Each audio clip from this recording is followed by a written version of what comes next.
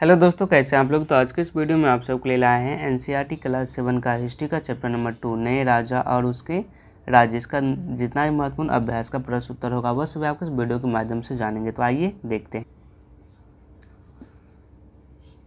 अभ्यास के question answer में पहला क्वेश्चन आता है पाठ्य पुस्तक से।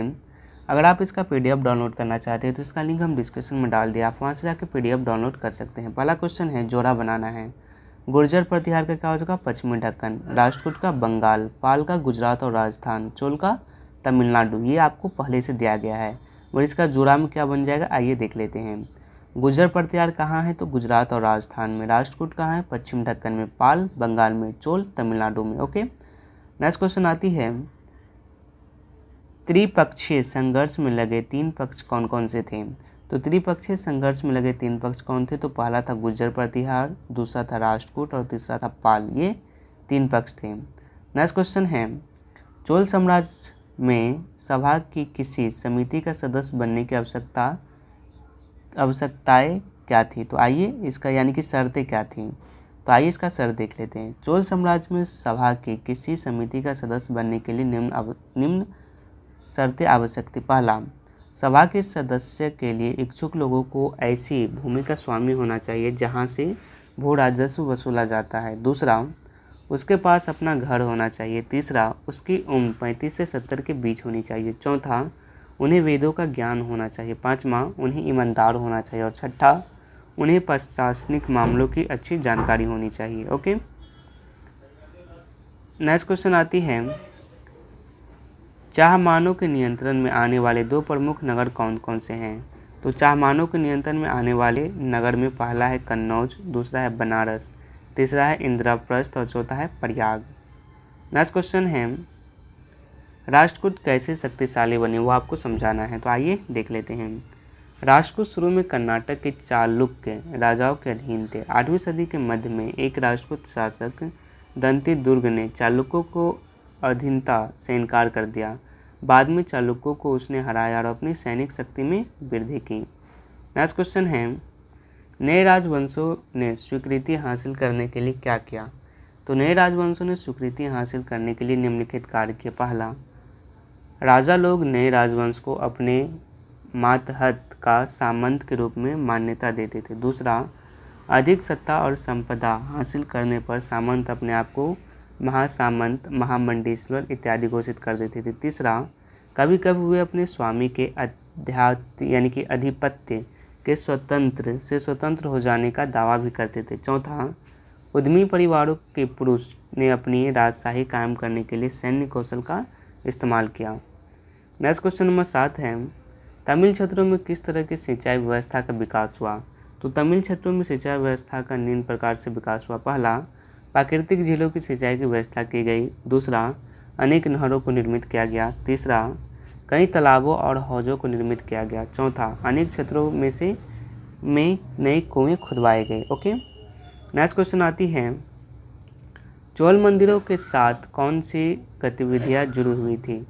तो चोल मंदिरों के साथ निम्नलिखित गतिविधियां जुड़ी हुई थी। पहला, चोल मंदिर अक्सर अपने आसपास विकसित होने वाली वस्तुओं के केंद्र बन गए। दूसरा, ये शिल्प उत्पादों के केंद्र थे। तीसरा, ये मंदिर शासकों और अन्य लोगों द्वारा दी गई भूमि से भी संपन्न हो गए थे। चौथा, मंदिर के लिए काम करने वाले में पुरोहित, मालाकार, बावर्ची, मेहतर, संगीतकार, नर्तक इत्यादि प्रमुख थे। पाँचवा, मंदिर सिर्फ पूजा आराधना का ही केंद्र नहीं थे बल्कि आर्थिक, सामाजिक और सांस्कृतिक जीवन के केंद्र भी थे। नेक्स्ट क्वेश्चन आती है आइए विचार करें। क्या है मानचित्र 1 को दोबारा देखें। मानचित्र 1 को दोबारा देखें और तालाब में जिसे प्रांत में आप रहते हैं उसमें से कोई पुराना राजशाही राजाओं के राज्य थी या नहीं। तो मानचित्र 1 का अध्ययन करने से ज्ञात होता है कि जिस राज्य में हम रहते हैं वहाँ इंद्रप्रस्थ नामक राजशाही स्थापित थी जिसे हम दिल्ली के नाम से जानते हैं। ओके, तो आइए चलते हैं हम नेक्स्ट क्वेश्चन और इसके बाद क्या है तो अपने कोई पुरानी राजशाहियों के राज्य। तो आइए देख लेते हैं। तो इसके अतिरिक्त अन्य जो राजशाही और वर्तमान प्रांत का नाम इस प्रकार से हैं, जैसे कि राजशाही, वर्तमान प्रांत, ये राजशाही है और ये वर्तमान प्रांत का नाम है। गुर्जर प्रतिहार जो कि गुजरात, पश्चिम मध्य, पाल बंगाल बिहार, उत्कल उड़ीसा, पूर्वी चालुक्य आंध्र प्रदेश, राष्ट्रकूट महाराष्ट्र उत्तरी कर्नाटक, चोल तमिलनाडु, चेर केरल, पांडे दक्षिण तमिलनाडु। नेक्स्ट क्वेश्चन क्या आती है, आइए देख लेते हैं। नेक्स्ट क्वेश्चन है, जिस तरह के पंचायती चुनाव आज हम आज देखते हैं उसके उत्तर मेरु के चुनाव किस प्रकार से अलग थे। तो आइए इसका आंसर देख लेते हैं। वर्तमान समय के चुनाव उत्तर मेरु के चुनाव में अंतर। तो वर्तमान समय के चुनाव क्या होता है, सार्वभौमिक वैक्स मताधिकार के द्वारा चुनाव होता है, जबकि उत्तर मेरु के चुनाव में लॉटरी पद्धति द्वारा विभिन्न समितियों के सदस्य चुने जाते थे। दूसरा, वर्तमान समय के पंचायत चुनाव मतदाता अपने पसंद के उम्मीदवारों को मत देता है, जबकि उत्तर मेरु का चुनाव पूर्ण रूप से प्रत्याशियों के भाग्य पर निर्भर था। ओके, नेक्स्ट क्वेश्चन है, आइए करके देखते हैं। क्वेश्चन है, इस अध्याय में दिखलाए गए मंदिरों से अपने आसपास के किसी मौजूद मंदिर की तुलना करें और जो समानताएं या असमानता अंतर आप देखते हैं उन्हें बताएं। तो पहले हम असमानता की बात करेंगे।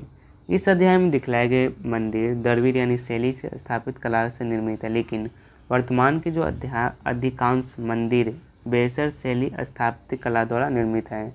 बेसर शैली में द्रविड़ और नाग्य शैली का क्या है, तो सम्मिलित होता है, सम्मिश्रण होता है। समानता क्या है, दोनों मंदिरों में समानता यह है कि इन दोनों मंदिरों के गर्भगृह में मूर्ति स्थित होती है। नेक्स्ट क्वेश्चन, क्वेश्चन नंबर 12 क्या है, आज के समय में वसूले जाने वाले करों के बारे में और जानकारी हासिल करें। क्या ये नगद के रूप में वसूलते हैं, वस्तु के रूप में, या फिर श्रम सेवा के रूप में। तो वर्तमान समय में प्रत्यक्ष और अप्रत्यक्ष कर के रूप में कर वसूल किए जाते हैं। प्रत्यक्ष रूप में आयकर, संपत्ति कर, उत्तराधिकारी कर, मृत्यु कर। अप्रत्यक्ष कर के रूप में उत्पादन शुल्क, बिक्री पर कर आदि प्रमुख हैं। वर्तमान समय में सभी नगद अथवा चेक के द्वारा जमा किया जाता है तथा किसी भी कर का भुगतान वस्तु के रूप में अथवा श्रम के सेवा के रूप में नहीं लिया जाता है। ओके, तो आज के वीडियो में बस इतना है। वीडियो पसंद आया तो वीडियो को लाइक कीजिएगा। अगर आप इसका PDF डाउनलोड करना चाहते हो तो नीचे डिस्क्रिप्शन में लिंक है, वहाँ से डाउनलोड कर सकते हैं। धन्यवाद।